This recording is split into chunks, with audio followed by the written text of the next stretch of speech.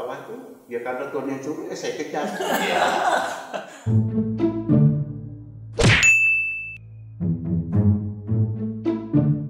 Shalom semua Bapak Ibu yang terkasih di dalam Tuhan. Hari ini kita bertemu lagi di YouTube channel GBI Clear. Hari ini dengan saya Teddy dan ini istri saya. Hai, dengan saya Feni, dan di mana sore hari ini kami berdua akan membahas tentang topik keluarga mengenai hubungan suami istri. Dan sore hari ini kita akan ada narasumber kita yang luar biasa dan tentunya semua pasti sudah kenal ya, di mana hari ini sudah hadir ya Bapak dan Ibu Gembala kita, Bapak King dan beserta istri.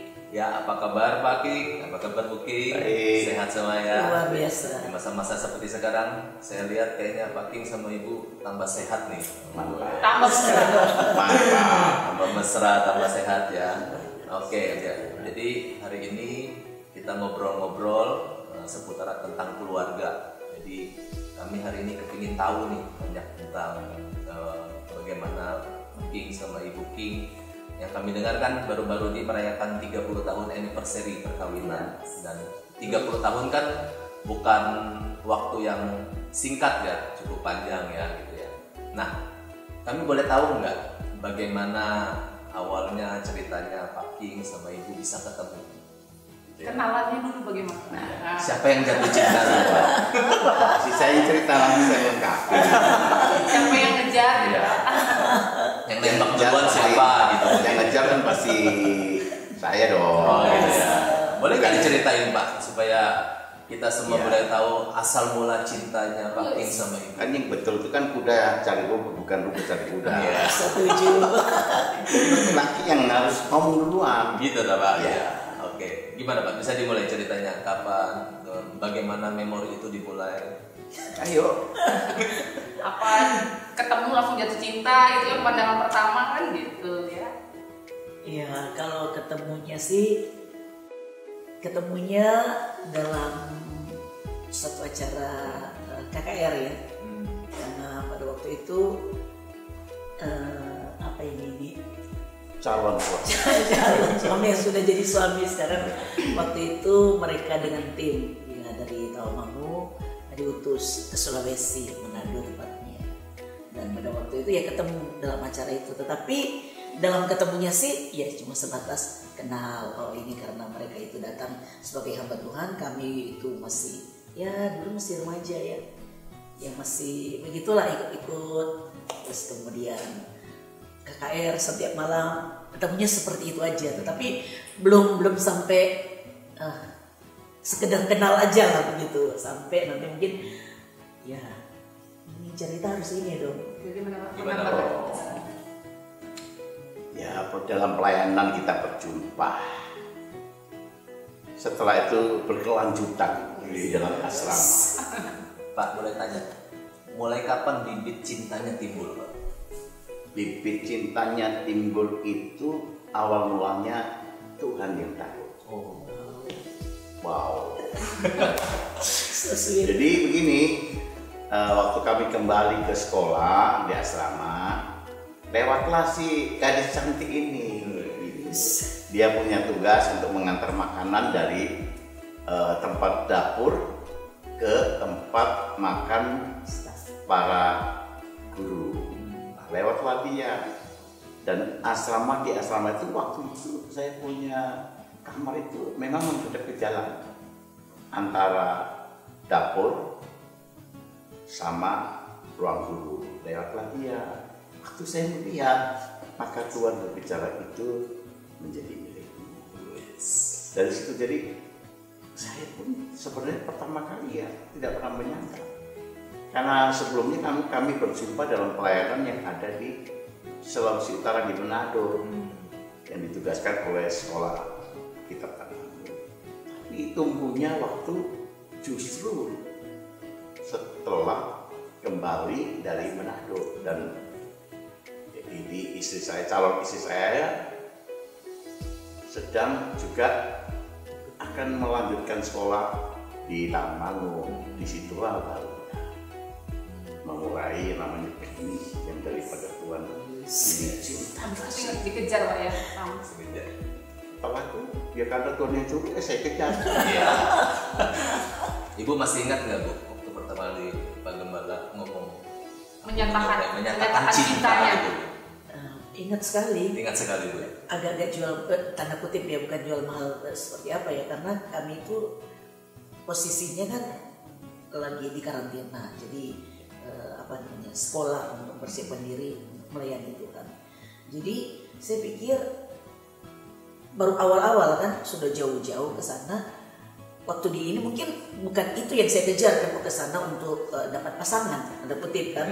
Memang benar-benar mau digembleng jadi hamba Tuhan begitu. Jadi antara shock dan benar nggak ya. Jadi pada waktu disampaikan nggak langsung ya atau seperti apa, tetapi mungkin tanda kutip lagi ini agak rohani. Jadi waktu disampaikan ini tipe bukan dikejar sih iya, tapi dia selalu katakan gini, kalau kamu belum bisa jawab sekarang tidak apa-apa, saya tunggu. Ya, saya juga agak rohani jawabnya.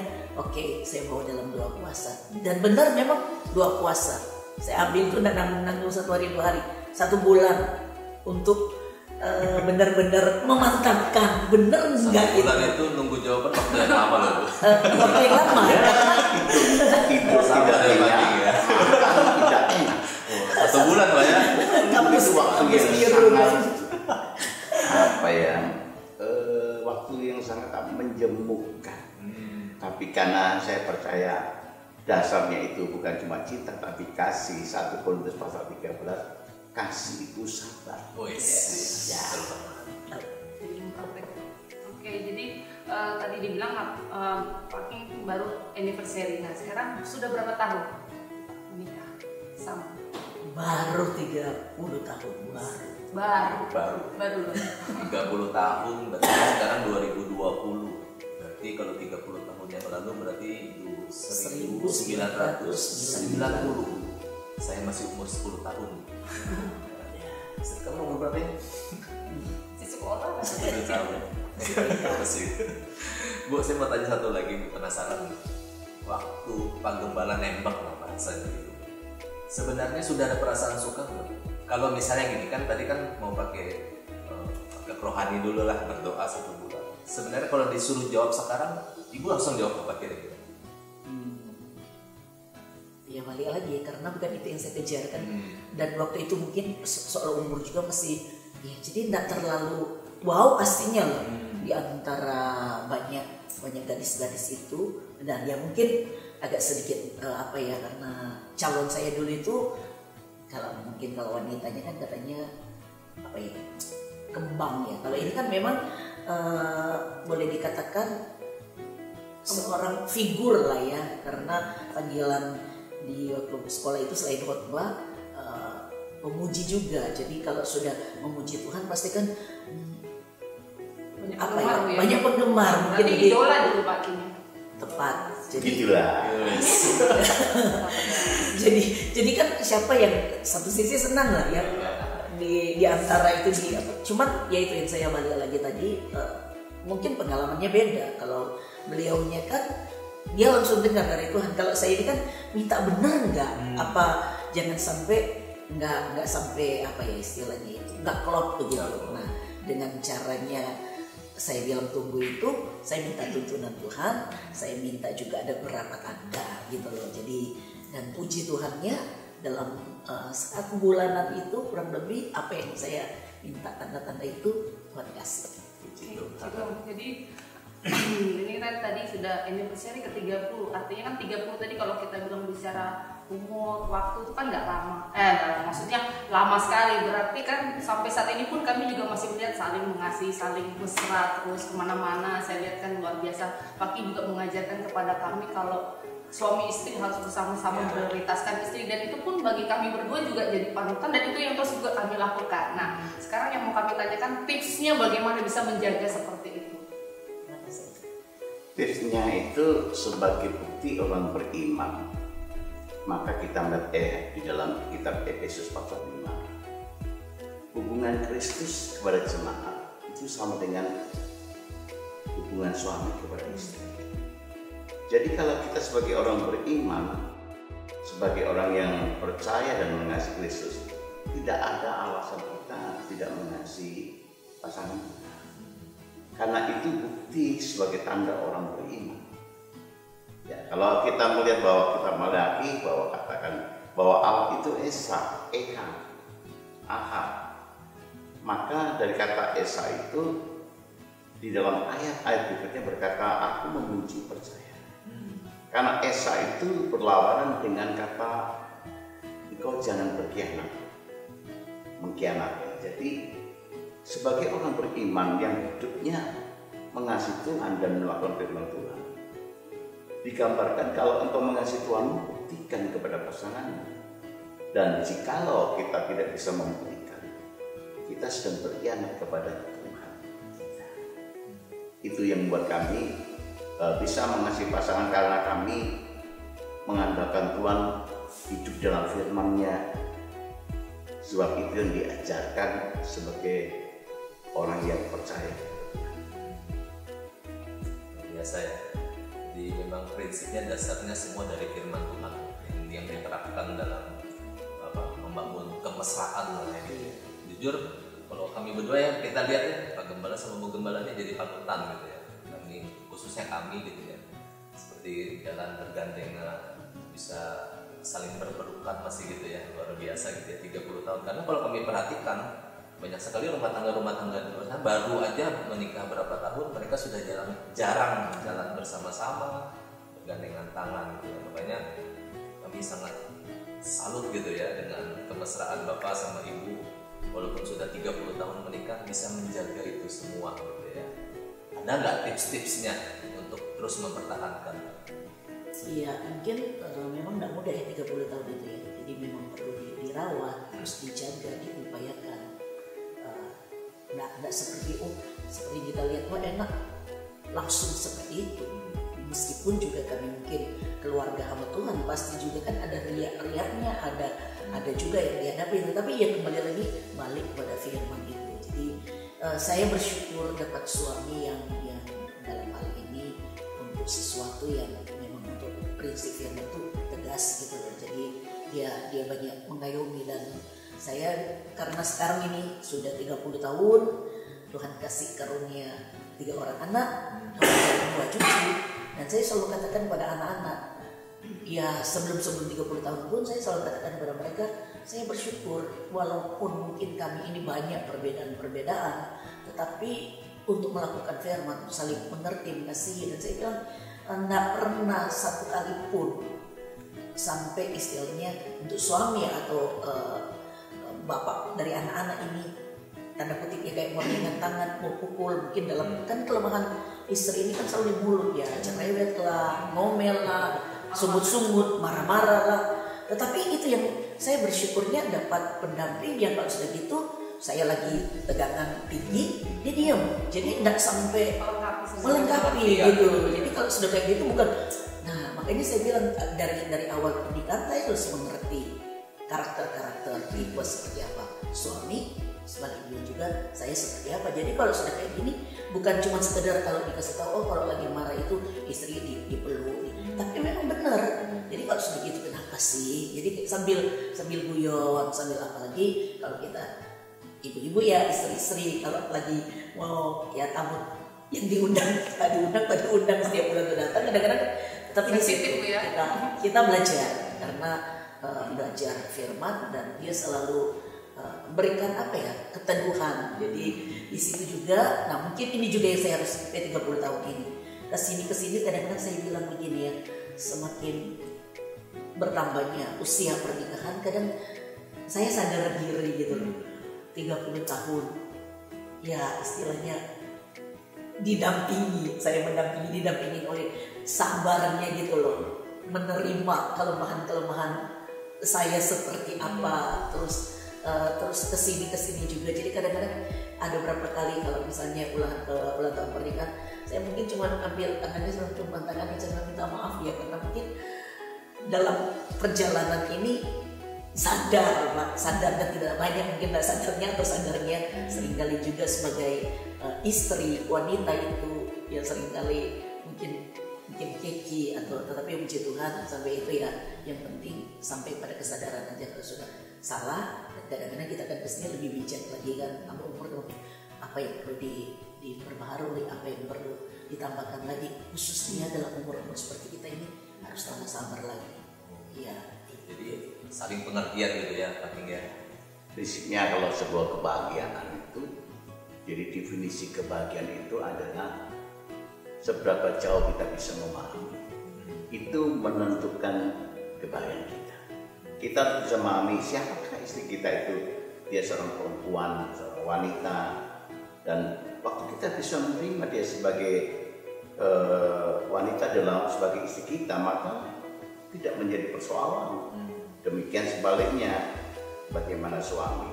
Jadi kita memahami siapa itu istri dan bagaimana cara hidupnya, dan di dalam kita mengerti juga yang disebut tadi ada tamu, orang bilang masa haid itu kan perlu dipelajari, perlu dipahami. Jadi kita terus harus belajar. Soalnya waktu di masa haid itu kan seorang wanita itu kan menghasilkan progesteron dan estrogen itu banyak. Ya, yaitu berupa itu terbuat dari yang namanya lemak, dan lemak itu menguasai tubuh seorang wanita setiap 28 hari satu kali, dan 14 hari itu dimulai dia akan bekerja. Nah, dia yang bekerja itu semakin lemak itu semakin banyak, dia akan menguasai tubuh dan wanita akan kekurangan cairan. Kalau wanita kekurangan air, maka wanita itu kekurangan oksigen. Dan apabila dia kekurangan oksigen, maka akan terpengaruh ke sistem pekerjaan otaknya, dan disitulah wanita mengalami yang namanya stres. Nah, seorang suami harus memahami itu. Lah, kalau dia kekurangan air, dia mengalami masa stres, dan kalau kita tidak memahami, maka muncul ya pertengkaran karena kesalahpahaman. Demikian seorang laki-laki memiliki hormon androgen yang setiap 35 hari satu kali dia akan muncul.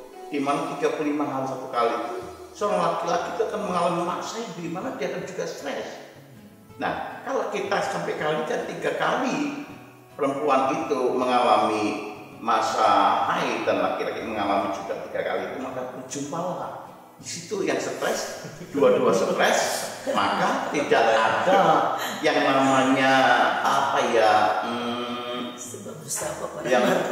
yang bisa membuat kita itu tidak berkelahi atau salah paham.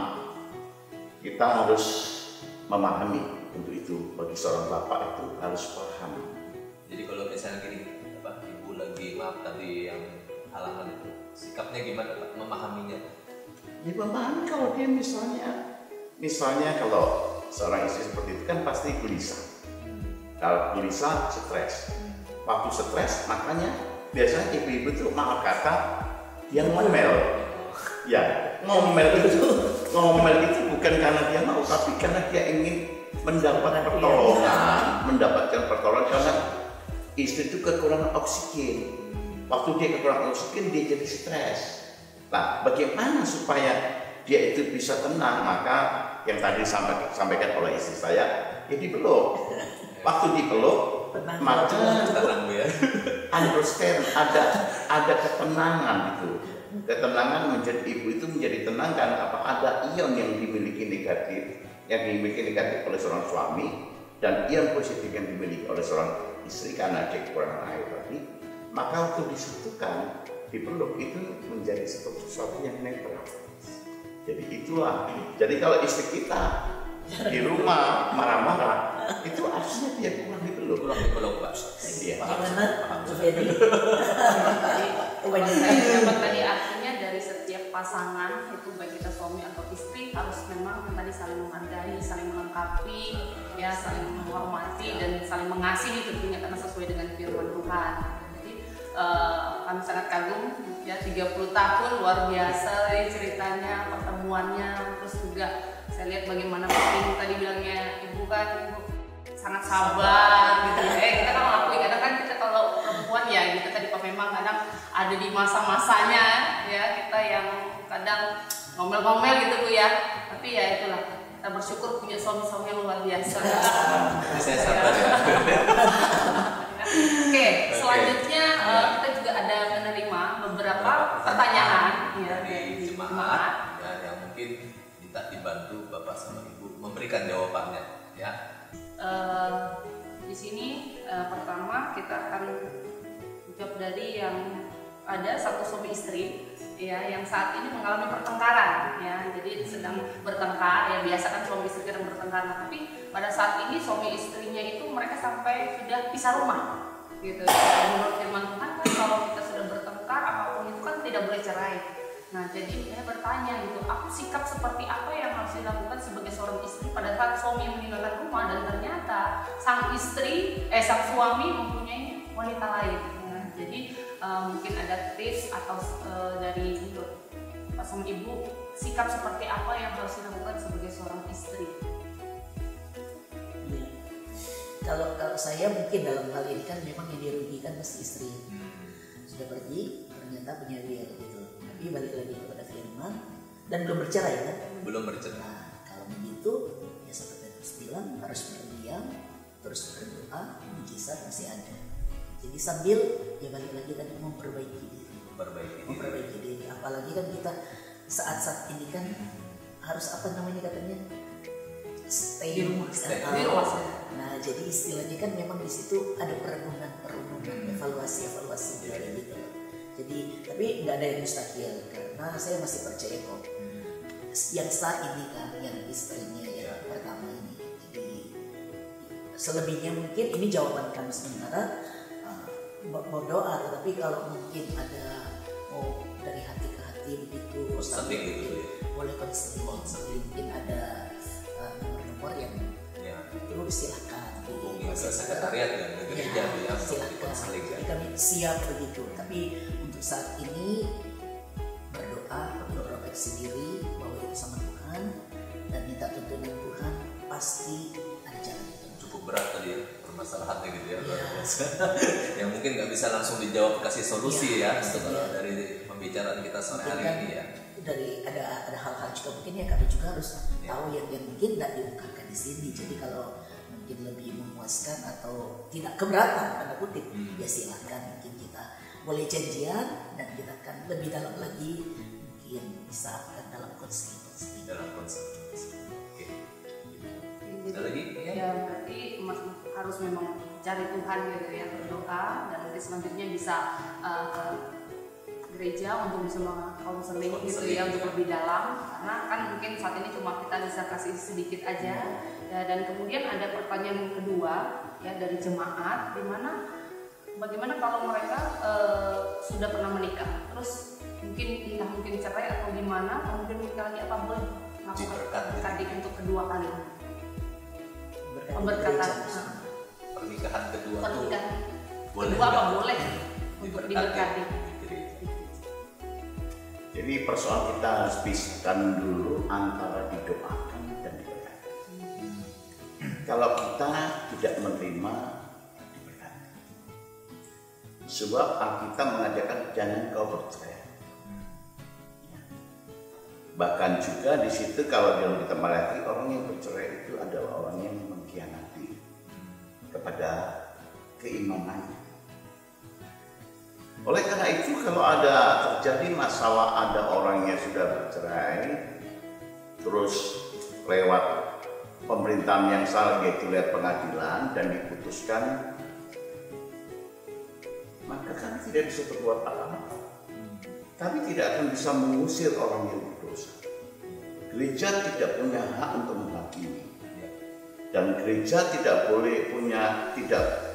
punya hak untuk mengusir orang.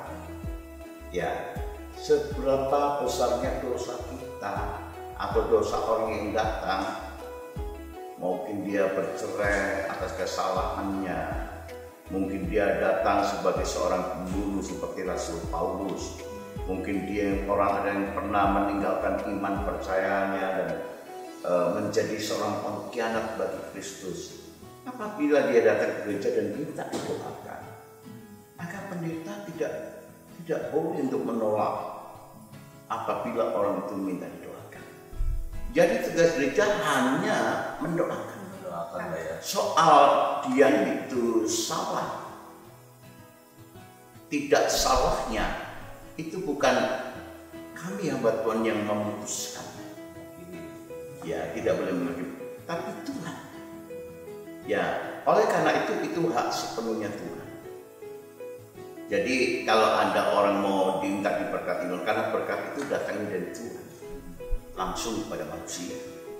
Tapi doa itu adalah bagaimana peranan manusia untuk meminta sesuatu kepada Tuhan. Kita hanya membawakan dia dalam doa, bukan memberkati. Jadi Itu juga kalau kita yang konseling kali yang ini ya Bu ya. ya, karena maksudnya kan berbeda.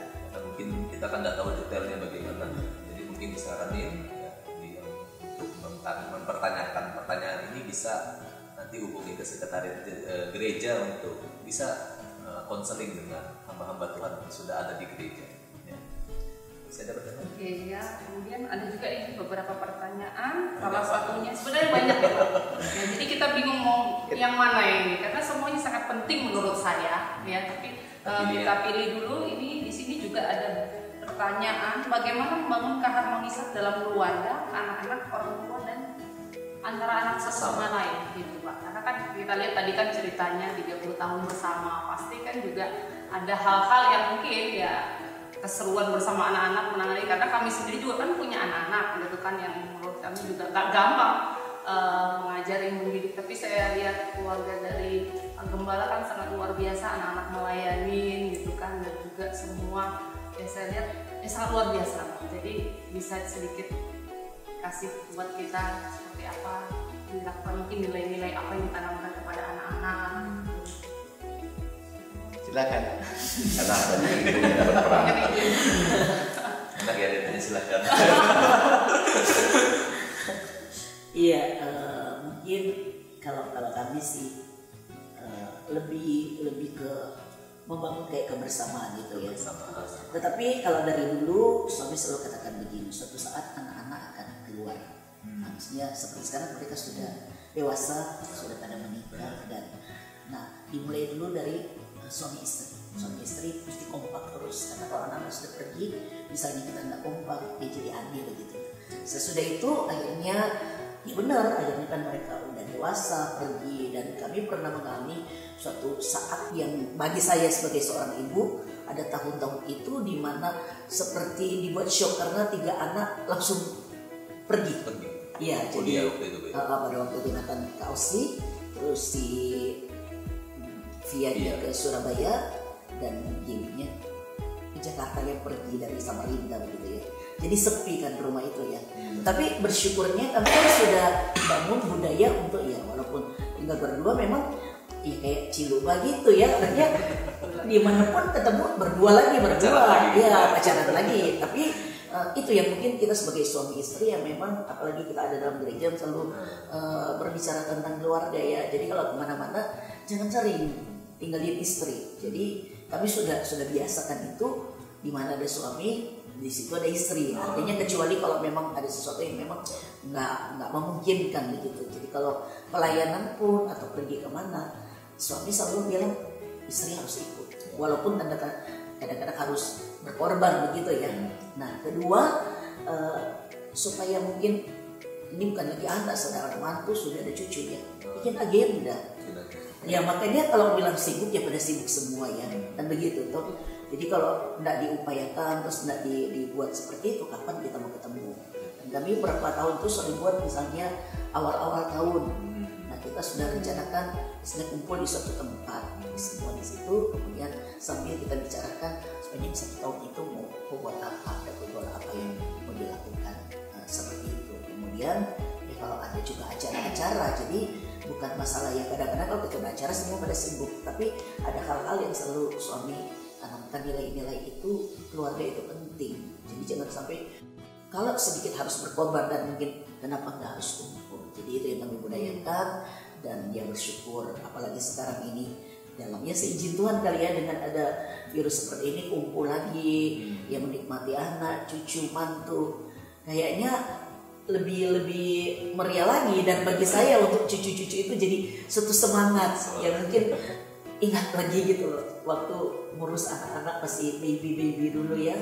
Nah, itu jadi bagi saya sebagai oma sekarang, jadi kalau lihat cucu-cucu itu membuat Bersemangat. semangat terus gitu di keluarga. Ya, saya akan tambahkan bahwa banyak di sana itu orang berkata cara mendidik anak. Mereka mengikuti kalau anak itu usia 2 tahun itu jadi tuan. Dia bisa perintahkan orang tua, dia bisa perintahkan sekitarnya karena dia jadi tuan. Jadi semua perintahnya harus diikuti. 2 tahun. Puasa ya. 2 tahun. 2 tahun. Saya Saya tahu ya. Tapi saya bukan Sudah lewat masanya. Setelah itu berkembang anak usia umur 2 tahun, habis itu usia 10 tahun. Jadi anak itu menjadi budak dalam rumah tangga. Disuruh oleh mama papanya ambil sepatu, ambil ini, marahin, jadi budak dia. Terjadi. Ya, umur 15 tahun anak itu dikatakan jadi kembaran. Kemana-mana sama-sama, selalu tanya mamanya, selalu tanya papanya, itu kembaran ya. Kalau kadang-kala mau pakai baju yang kembar gitu. Tapi setelah anak usia 15 tahun itu hanya ada 2 pilihan. Dia akan menjadi kawan atau berubah jadi lawan. di atas 15 tahun. Di atas 15. Jadi di atas 15 itu Remaja. anak sudah mulai berubah. Kalau kita salah mendidik jadi lawan, kalau dia kita didik dengan cara yang benar, kita jadi kawan. Jadi penting. Nah, oleh sebab itu kalau kita bicara salib Kristus, yang pertama yang sangat sulit itu salib itu bicara perbuatan, meninggalkan kedagingan kita yang lama. Yang kedua bicara salib itu yang sangat sulit itu adalah hubungan suami istri. Makanya mau cari pasangan suami istri itu bukan mencari orang yang tepat, bukan mencari orang yang baik, tapi kita mencari orang yang bisa menjadikan kita lebih baik. Kalau kita cari orang baik, itu akan sesuai dengan kriteria kita, sehingga tidak akan bisa merubah hidup kita. Yang ketiga, salib itu berbicara tentang hubungan anak, khususnya anak laki-laki dan bapaknya. Makanya Yesus datang itu diperdamaikan manusia dengan bapaknya. Ya. Jadi 3 hal ini. Yang berikutnya bahwa kenapa anak itu makin hari makin tidak baik. Dan generasi ini bukannya tambah baik, tapi generasi ini makin, saya lihat dari kacamata saya, tidak baik. Sebab apa yang diajarkan dalam Matius pasal 23, 19, kalau nggak salah itu begini. Jangan menyebut satu bapak pun dalam dunia ini. Hanya ada satu bapakmu yang di surga. Kata menyebut ini di dalam pengertian bahasa Yunani itu menduduki. Ya, jangan engkau menyebut satu bapak pun dalam dunia ini, hanya ada satu bapakmu di surga. Jadi kita harus tahu fungsi bapak itu apa. Bapak itu adalah tugasnya dia bukan Allah. Jadi janganlah kita pernah membawa anak kita kayak bapaknya. Apalagi anak-anak pendeta. Kadang lihat bapaknya, lihat kelemahannya, dia kecewa, dia berontak. Iya. Ya toh, sebab tidak ada orang tua yang sempurna. Hanya bapakmu yang di surga yang sempurna. Yang kedua, kita ini bapak, kita tugasnya imam. Kita bukan Allah. Imam itu membawa orang kepada Tuhan sebagai bapaknya, bukan membawa anak itu kepada dirinya. Dan kegagalan kita membina atau membentuk sebuah rumah tangga, kita menempatkan diri kita sebagai Tuhan, sehingga apa yang dilihat oleh anak itu kepada orang tuanya bukan yang dilihat yang baik. Dia akan bagaimana caranya dia menemukan kelemahan bapaknya, dan disitulah dia awal mengalami kekecewaan dan berkelanjutan dengan pemberontakan. Jadi kami mengajarkan anak-anak kami bukan kami bawa kepada bapak di dunia yang penuh dengan kelemahan ini, tapi kita membawa sebagai imam, membawa anak-anak istri kita kepada Bapa yang di surga.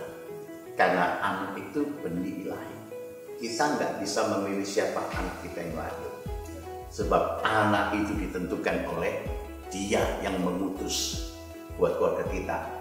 Dan kita harus ajarkan dia kembali kepada Bapa di surga seperti yang dia alami oleh Yesus, peristiwa Maria dan Yesus. Waktu Bapa belum tiba. Itu rahasianya. Jadi jangan kau merubah dirimu sebagai Allah, tapi ingatlah engkau dan kita semua adalah imam. Jadi harus membawa anak-anak itu kepada yang punya anak kita. Bapak surga. Ya, jadi tugas memang gitu ya, Bapak membawa keluarga kepada Tuhan. Keren sekali ya. Banyak yang kita bisa dapatkan ya pada sore hari ini dengan berbincang begini. Dan ya satu poin juga tadi yang saya dapat dari Ibu, bagaimana membangun keharmonisan. Artinya sama anak-anak semua ditanamkan nilai-nilai keluarga itu sangat penting ya, dan juga harus, walaupun kita semua mungkin punya kesibukan, apalagi mungkin anak-anak sudah besar dan remaja, tapi tetap harus ada waktu untuk bersama-sama. Ya, apalagi sekarang ini kan semua stay at home, semua di rumah gitu ya, lu lagi. Tapi itulah kita harus menikmati kebersamaan kita, karena ya tadi saya juga dengarkan suami istri ya, di mana Anda istri, situ ada suami, dan itu juga yang kami lakukan ya, dalam pekerjaan kami juga melakukan, kami menanamkan nilai-nilai seperti Bapak Gembala ajarkan kepada kami berdua, dan luar biasa itu menjadi inspirasi buat kami berdua juga gitu. Pastinya yang di rumah pun juga akan dapat sesuatu pada sore hari ini, nilai-nilai yang luar biasa bisa ditanamkan. Ya, jadi hari ini kita banyak belajar dari Bapak dan Ibu Gembala kita ya, tentang membangun hubungan suami istri ya, dan kita sudah selesai. Nanti kita akan ada lagi di serial berikutnya gitu ya, pembelajaran berikutnya dan anak ya, tentunya ya. Tetap terus saksikan YouTube channel kita ya. Terima kasih, Tuhan Yesus memberkati. Kami keluarga Clear, keluargaku, surgaku. Jangan lupa di subscribe, like, comment, and share. Dah.